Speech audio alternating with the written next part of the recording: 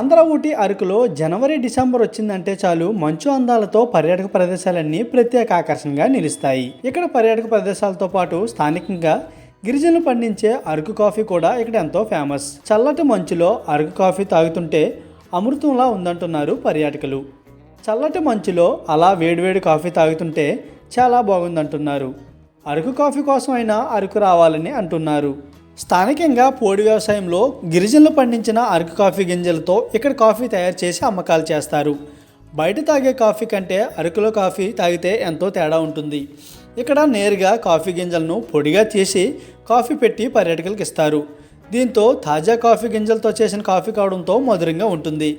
అరకు వచ్చిన పర్యాటక ప్రాంతాలు చూసిన ప్రతి పర్యాటకులు కూడా ఈ అరకు కాఫీ తాగే వెళ్తారు. తెల్లవారుజామున మంచు అంతాలు తిలకించి కాఫీ తాగుతుంటే ఆ అనుభూతి వేరే లెవెల్ అంటున్నారు. మామూలుగా అయితే మనం బయట కాఫీ తాగుతామన్నా ఇప్పుడు ప్యాకెట్లు వేస్తారు. ఇక్కడైతే బీన్స్ అవే నెయ్యి వేస్తారు కాబట్టి బాగుంటుంది. కాఫీ పరంగా సాటిస్ఫై. ఇప్పుడు టైం 9 అవుతుంది సార్, మంచు అలానే ఉంది. మంచులో తాగితే ఎలా ఉంది? చాలా బాగుంది. ఇంకేమంటే టిఫిన్ చేస్తాం కాబట్టి కాఫీ తాగాలనిపిస్తుంది. అరకు కాఫీ అనేది టేస్ట్ ఎట్లా ఉంది? చాలా బాగుంది. నార్మల్ కాఫీ తాగాలి. చాలా బాగుంది. లోకల్ గా పండిస్తారని తెలిసిన లోకల్ గా పండిస్తారని తెలిసి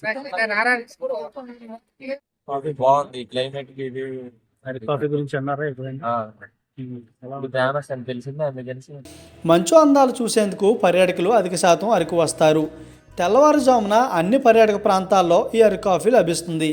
స్థానికంగా గిరిజనులు పండించిన అరకు కాఫీ గింజలు కూడా ఇక్కడ అమ్మకాలు చేస్తారు. ఈసారి వచ్చినప్పుడు అరకు కాఫీ అస్సలు మిస్ అవ్వద్దు.